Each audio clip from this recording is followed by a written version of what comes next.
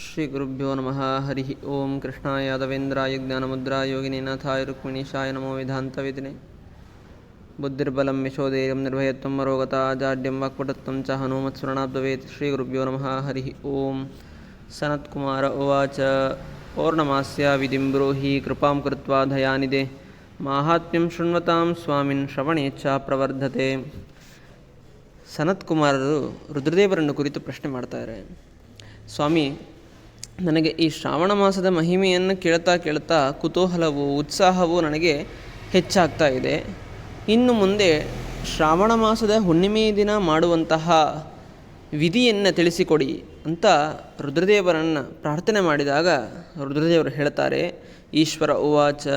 ಉತ್ಸರ್ಜನ ಉಪಾಕರ್ಮ ಅಧ್ಯಾಯಾನಾಂಬ ವೇದಿಹ ಪೌಷಪೂರ್ಣ ಮಾಘಪೂರ್ಣ ಅಥವೋತ್ಸರ್ಜನೆ ತಿಥಿ.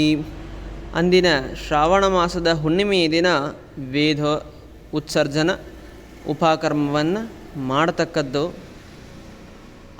ಆ ಶ್ರಾವಣ ಮಾಸದ ಹುಣ್ಣಿಮೆಯ ದಿನ ಮಾಡದೇ ಹೋದರೂ ಕೂಡ ಪೌಷ ಮಾಸದ ಹುಣ್ಣಿಮೆ ಅಥವಾ ಮಾಘ ಮಾಸದ ಹುಣ್ಣಿಮೆಯೂ ಕೂಡ ಉತ್ಸರ್ಜನ ತಿಥಿಯಾಗಿದೆ.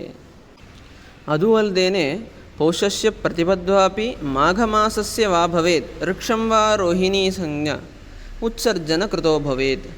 ಪೌಷ ಮಾಸದ ಪ್ರತಿಪದ್ದಿನ, ಮಾಘ ಮಾಸದ ಪ್ರತಿಪದ್ದಿನ ಅಥವಾ ರೋಹಿಣಿ ನಕ್ಷತ್ರ ಇರುವಂತಹ ದಿನವೂ ಕೂಡ ಉತ್ಸರ್ಜನ ಉಪಕ್ರಮವನ್ನು ಮಾಡುವಂತಹ ದಿನ ಉಚಿತವಾಗಿದೆ. ಅಥವಾ ಅನ್ಯೇಷು ಕಾಲೇಷು ಸ್ವಸ್ವಶಾಖಾನುಸಾರತಃ ಸಹಸ್ರಯೋಗೋ ಯುಕ್ತ ಸ್ಯಾತ್ ಉತ್ಸರ್ಗ ಪ್ರಕೃತಿದ್ವಯೇ. ಅಥವಾ ತಮ್ಮ ತಮ್ಮ ಶಾಖೆಗೆ ಅನುಸಾರವಾಗಿ ಯೋಗ್ಯವಾದಂತಹ ಸಮಯದಲ್ಲಿ ಉತ್ಸರ್ಜನ ಮತ್ತು ಉಪಕರ್ಮ ಎರಡನ್ನೂ ಕೂಡ ಏಕಕಾಲಕ್ಕೆ ಮಾಡುವುದು ಕೂಡ ಯುಕ್ತವಾಗಿದೆ. ಆದರೆ ಶ್ರಾವಣ ಮಾಸದ ಹುಣ್ಣಿಮೆಯ ದಿನ ಮಾಡುವುದು ಬಹಳ ವಿಶೇಷ. ಅಥೋ ನವ ಪೌರ್ಣಮಾಸ್ಯಾಂ ಉತ್ಸರ್ಜನ ಮಿಹೇಪ್ಸ್ಯತೆ ಉಪಕರ್ಮಣಿ ಚೈವಂ ಸ್ಯಾತ್ ಶ್ರವಣಾರ್ಥಂಚು ಬಹ್ವೃಚಾಂ. ವೃಕ್ಷಾಖೆಗಳಿಗೆ ಉಪಕರ್ಮದಲ್ಲಿ ಶ್ರವಣ ನಕ್ಷತ್ರವು ಅವರಿಗೆ ಇಷ್ಟವಾದಂತಹ ನಕ್ಷತ್ರವಾಗಿದೆ. ಚತುರ್ದಶ್ಯಾಂ ಪೌರ್ಣಮಾಸ್ಯಾಂ ಪ್ರತಿಪದ್ ದಿವಸೇಪಿ ವಾ ಯತ್ರ ವಾ ಶ್ರವಣಾರ್ಥಂ ಸ್ಯಾದ್ ಬಹ್ವೃಚಾಂ ನಾಂತು ತದ್ದಿನೇ. ಚತುರ್ದಶಿಯಾಗಲಿ ಪೌರ್ಣಿಮೆಯಾಗಲಿ ಅಥವಾ ಶ್ರವಣ ನಕ್ಷತ್ರ ಯಾವತ್ತು ಬಂದಿದೆಯೋ, ಕೃಷ್ಣ ಪಕ್ಷ ಪ್ರತಿಪದೆಯಾಗಲಿ ಯಾವತ್ತು ಶ್ರವಣ ನಕ್ಷತ್ರ ಬಂದಿದೆಯೋ ಆವತ್ತಿನ ದಿನವೇ ವೃಕ್ಷಾಖೆಗಳಿಗೆ ಉಪಕರ್ಮವು ಮಾಡತಕ್ಕದ್ದು. ಇನ್ನು ಯಜುಷಾಂ ಪೌರ್ಣಮಾಸ್ಯಾಂ ಸ್ಯಾತ್ ಸಾಮಗಾನಾಂ ತು ಹಸ್ತವೇ. ಯಜುರ್ವೇದಿಗಳಿಗೆ ಹುಣ್ಣಿಮೆಯ ದಿನ ಉಪಕರ್ಮವನ್ನು ನಡೆಸತಕ್ಕದ್ದು. ಸಾಮಗಾನಾಂ ತು ಹಸ್ತವೇ. ಸಾಮಶಾಖೆಗಳಿಗೆ ಹಸ್ತ ನಕ್ಷತ್ರ ಇರುವಂತಹ ದಿನ ಅವರು ಏನು ಮಾಡಬೇಕು? ಉಪಕರ್ಮವನ್ನು ಮಾಡಿಕೊಳ್ಳಬೇಕು. ಶುಕ್ರ ಗುರುವೋರಸ್ತಮಯೇ ಉಪಕರ್ಮ ಸರೇತ್ಸುಕಂ. ಗುರು ಮತ್ತು ಶುಕ್ರ ಗ್ರಹಗಳು ಅಸ್ತವಾಗಿದ್ದಾಗಲೂ ಕೂಡ ಈ ಉಪಕರ್ಮವನ್ನು ಖಂಡಿತವಾಗಿಯೂ ಕೂಡ ಆವತ್ತಿನ ದಿನ ಮಾಡುವುದು ಉಚಿತವಾಗಿದೆ. ಆರಂಭ ಪ್ರಥಮೋ ನ ಸ್ಯಾತ್ ಇತಿ ಶಾಸ್ತ್ರ ವಿಧಾಂ ಮತಂ. ಒಂದೇ ಒಂದು ಅಪವಾದ ಏನಂತಂದರೆ, ನೂತನ ಉಪಕರ್ಮ ಮಾಡುವುದು ಆ ಕೂಸಿಗೆ ಗುರು ಶುಕ್ರ ಹಸ್ತ ಇರುವಾಗ ಮಾಡಬಾರದು, ನಂತರವೇ ಅವರಿಗೆ ಉಪಕರ್ಮಾದಿಗಳನ್ನು ಮಾಡಬೇಕು ಅಂತ ಶಾಸ್ತ್ರಜ್ಞರು ಹೇಳ್ತಾರೆ. ಗ್ರಹ ಸಂಕ್ರಾಂತ ದುಷ್ಟೇತು ಕಾಲೇ ಕಾಲಾಂತರೇ ಭವೇತ್. ಗ್ರಹಣ ಕಾಲ ಬಂದಾಗ, ಸಂಕ್ರಾಂತಿ ಇತ್ಯಾದಿ ಕಾಲಗಳು ಬಂದಾಗ ಬೇರೆ ದಿನ ಮಾಡಬೇಕೇ ಹೊರತು ಆವತ್ತಿನ ದಿನ ಮಾಡಬಾರದು. ಪಂಚಮ್ಯಾಂ ಹಸ್ತಯುಕ್ತಾಯಾಂ ಪೂರ್ಣಮಾಯಾಂ ವಾ ನಪಸ್ಯಕೆ ಸ್ವಸ್ವಗೃಹ್ಯಾನುಸಾರೇಣ ಉತ್ಸರ್ಜನ ಉಪಕೃತಿ. ಇನ್ನು ಹಸ್ತ ನಕ್ಷತ್ರಯುಕ್ತವಾದ ಪಂಚಮಿ ಅಥವಾ ಭಾದ್ರಪದ ಪೌರ್ಣಮಿ ದಿನ ತಮ್ಮ ತಮ್ಮ ಮನೆಯ ಸಂಪ್ರದಾಯಕ್ಕೆ ಅನುಗುಣವಾಗಿ ಉತ್ಸರ್ಜನ ಉಪಕರ್ಮವನ್ನು ಆಚರಿಸಬೇಕು. ಮಲಮಾಸೇತು ಸಂಪ್ರಾಪ್ತೆ ಶುದ್ಧ ಮಾಸಿತು ಸಾ ಭವೇತ್ ನಿತ್ಯಂ ಕರ್ಮದ್ವಯಂ ಛೇದಂ ಪ್ರತ್ಯಬ್ಧಂ ನಿಯಮಾಚರೇತ್. ಆ ಶ್ರವಣ ಮಾಸದಲ್ಲಿ ಅಧಿಕ ಮಾಸ ಏನಾದರೂ ಬಂದರೆ ಅಧಿಕ ಮಾಸವನ್ನು ಬಿಟ್ಟು ಶುದ್ಧವಾದಂತಹ ಶ್ರಾವಣದಲ್ಲೇನೆ ಉತ್ಸರ್ಜನ ಉಪಕರ್ಮಾದಿಗಳನ್ನು ಮಾಡಿಕೊಳ್ಳಬೇಕು. ಹೀಗೆ ಪ್ರತಿ ವರ್ಷವೂ ಕೂಡ ನಿಯಮದಿಂದ ಈ ಉತ್ಸರ್ಜನ ಉಪಕರ್ಮಗಳನ್ನು ಆಚರಿಸಬೇಕು. ಉಪಕರ್ಮ ಆದ ಮೇಲೆ ಉಪಕರ್ಮ ಸಮಾಪ್ತೌತು ಸಂಸ್ಥಿತೇಷು ದ್ವಿಜಾತಿಷು ಅರ್ಪಣೀಯ ಸಭಾದೀಪೋ ಯೋಷಿದ್ಭಿಸ್ತತ್ರ ಸಂಸದಿ ಅಂತ ಹೇಳಿ. ಉಪಕರ್ಮ ಎಲ್ಲ ಮುಗಿದ ಮೇಲೆ ಅಲ್ಲಿರುವಂತಹ ಎಲ್ಲ ಬ್ರಾಹ್ಮಣರನ್ನು ಕೂಡಿಸಿ ಹೆಣ್ಣು ಮಕ್ಕಳು ಸಭಾದೀಪವನ್ನು ಮಾಡಬೇಕು, ಅರ್ಥಾತ್ ಆರತಿಯನ್ನು ಮಾಡಬೇಕು. ಸಭಾದೀಪವನ್ನು ಒಬ್ಬ ಆಚಾರ್ಯರಿಗೆ ಸಮರ್ಪಣೆಯನ್ನು ಮಾಡಬೇಕು, ಇನ್ನೊಂದು ಬ್ರಾಹ್ಮಣರಿಗೆ ಸಮರ್ಪಣೆಯನ್ನು ಮಾಡಬೇಕು. ಯಾರು ಮಾಡಿಸಿರ್ತಾರಲ್ಲ ಅವರಿಗೆ ಸಮರ್ಪಣೆಯನ್ನು ಮಾಡಬೇಕು ಎನ್ನುವುದು ಕ್ರಮ. ಆಚಾರ್ಯ ಪ್ರತಿಗೃಹಾತಿ ದದ್ಯಾದ್ ಅನ್ಯದ್ವಿಜಾತಯೇ, ಒಂದು ಆಚಾರ್ಯರಿಗೆ ಕೊಡಬೇಕು, ಇನ್ನೊಂದು ಬ್ರಾಹ್ಮಣರಿಗೆ ಕೊಡಬೇಕು.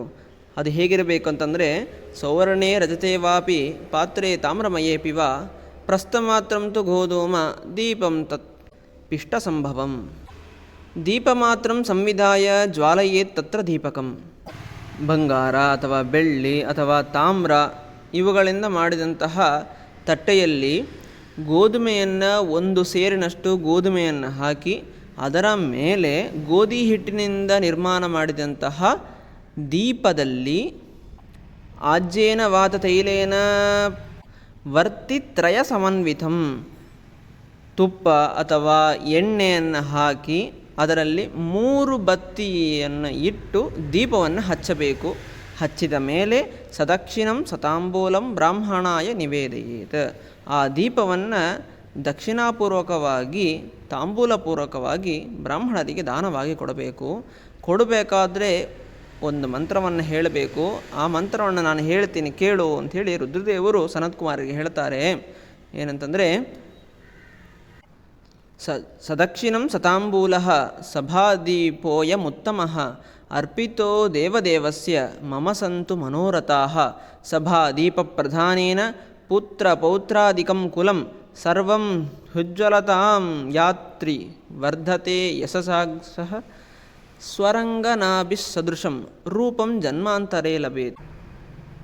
ಸದಕ್ಷಿಣಂ ಸತಾಂಬೂಲಃ ಸಭಾದೀಪೋಯಮುತ್ತಮಃ ಅರ್ಪಿತೋ ದೇವದೇವಸ್ಯ ಮಮ ಸಂತು ಮನೋರಥಾಃ ಅಂತ ಹೇಳಿ ಆ ಬ್ರಾಹ್ಮಣರಿಗೆ ಈ ಮಂತ್ರವನ್ನು ಹೇಳಿ ಪ್ರಾರ್ಥನಾಪೂರ್ವಕವಾಗಿ, ಸ್ವಾಮಿ ಸತಾಂಬೂಲವಾಗಿ ನಿಮಗೆ ಈ ದೀಪವನ್ನು ದೀಪವನ್ನು ನಿಮಗೆ ಕೊಡ್ತಾ ಇದ್ದೇನೆ, ಇದರಿಂದ ದೇವದೇವೋತ್ತಮನಾದಂತಹ ಭಗವಂತ ಪ್ರೀತನಾಗಿ ನಮ್ಮ ಮನೋಭಿಷ್ಟಗಳೆಲ್ಲವೂ ಕೂಡ ಪೂರೈಸಲಿ ಅಂಥೇಳಿ ಪ್ರಾರ್ಥನೆ ಮಾಡ್ತಾ, ಸಭಾದೀಪದ ಪ್ರಧಾನದಿಂದ ನನ್ನ ಕುಲದಲ್ಲಿ ಪುತ್ರರು ಪೌತ್ರರು ಎಲ್ಲವೂ ಕೂಡ ಕುಲದ ವೃದ್ಧಿಯಾಗಲಿ, ಮತ್ತು ಈ ದೀಪವು ಹೇಗೆ ಉಜ್ವಲವಾಗಿ ಬೆಳೀತಾ ಇದೆಯೋ ಹಾಗೆ ನನ್ನ ಕುಲವೂ ಕೂಡ ಉಜ್ವಲವಾಗಿ ಬೆಳಗಲಿ.